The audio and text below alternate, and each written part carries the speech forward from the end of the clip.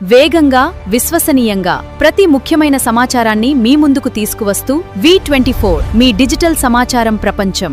V24 news కి స్వాగతం. నా పేరు దివ్య. ముందుగా హెడ్లైన్స్.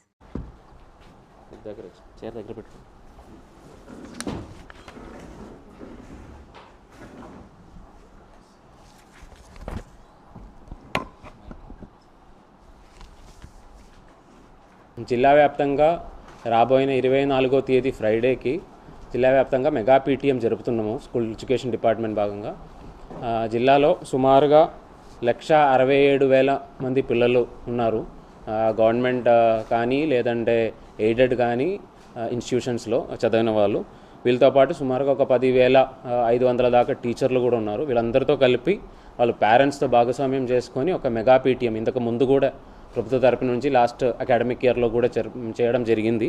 అదేవిధంగా పిల్లలది హెల్ప్ తీసుకొని వాళ్ళు పేరెంట్స్ని వాళ్ళు స్వయంగా ఇన్విటేషన్ కూడా స్కూల్లోనే ఆర్ట్ టీచర్స్ హెల్ప్ తీసుకొని అలా రాసుకొని వాళ్ళని స్వయంగా వాళ్ళ పిల్లలు వాళ్ళ తల్లిదండ్రులని ఇన్వైట్ చేయడం జరుగుతాయి రాబోయే నెక్స్ట్ ఒక 2-3 రోజుల్లో.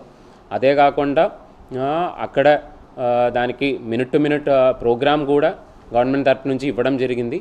మేజర్గా పిల్లలకు సంబంధించి అంటే రాబోయే సంవత్సరంలో ఇంతకు ముందు సంవత్సరంలో ఏ విధంగా చదివి ఉన్నారు, అదే కాకుండా రాబోయే సంవత్సరంలో ఏం చేయబోతున్నామన్నది అక్కడ తల్లిదండ్రులతో ఇండివిజువల్గా మాట్లాడడము. అదేవిధంగా చిన్న క్లాసెస్లో అయితే GFLN అని చెప్పి guaranteed functional literacy and numeracy అని చెప్పి లాస్ట్ ఇయర్ ఒక 75 రోజుతో ఒక కార్యక్రమం చేయడం జరిగింది. అంటే వాళ్ళు మొదటి స్థాయిలో ఏ విధంగా ఉన్నారు, అంటే వాళ్ళకి నిజంగా మ్యాథ్స్ కానీ లేదంటే బేసిక్ లాంగ్వేజ్ కానీ తెలిసిన విషయాలు ఎంతవరకు తెలిసి ఉన్నాయి, దాన్ని ఒక 75 రోజులు కొద్దిగా టీచర్లు ఇవన్నీ సపోర్ట్ చేసినట్లయితే ఎంతవరకు ఇంప్రూవ్ చేయగలిగాము. ఇవన్నీ కూడా లాస్ట్ ఇయర్ కొంత చేయడం జరిగింది. దీనికి సంబంధించి ఒక ఫ్యామిలీలో ఖచ్చితంగా డిసిషన్ తీసుకున్నప్పుడు ఇద్దరు మాట్లాడుకునే డిసిషన్ తీసుకుంటారు.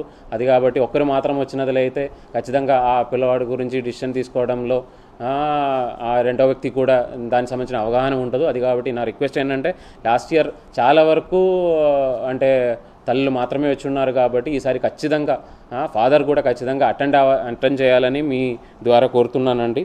అదే కాకుండా ఈ సంవత్సరం మనం ఒక 2 యాక్టివిటీస్ కూడా అదనంగా చేస్తున్నాము.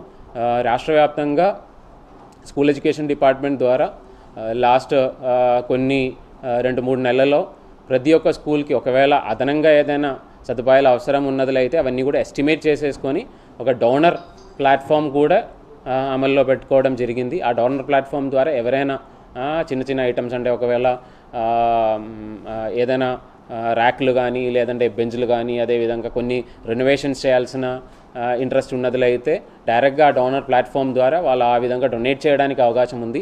ఆ డోనర్ ప్లాట్ఫామ్ కూడా అక్కడ ఉన్న తల్లిదండ్రులు సొసైటీలో ఉన్న వాళ్ళందరూ కూడా ఆ ఒక ప్రోగ్రాంలో తెలియజేస్తాము. అదే కాకుండా ఎవరైనా డోనర్స్ ఉన్నట్లయితే ఆన్లైన్లో ఆ ప్లాట్ఫామ్కి వెళ్ళి వాళ్ళే స్వయంగా దాన్ని అదనంగా ఉన్న ఇన్ఫ్రాస్ట్రక్చర్ అవసరం వస్తున్నాయన్నది వాళ్ళు కూడా చూడొచ్చు. అండ్ ఆ రోజు కూడా ఒకవేళ ఎవరైనా ముందుకు వచ్చినట్లయితే ఆ ఒక ప్రోగ్రాంలో వాళ్ళని కొద్దిగా ఎంకరేజ్ చేసినట్టు కూడా కార్యక్రమాలు చేపట్టడం జరుగుతుంది.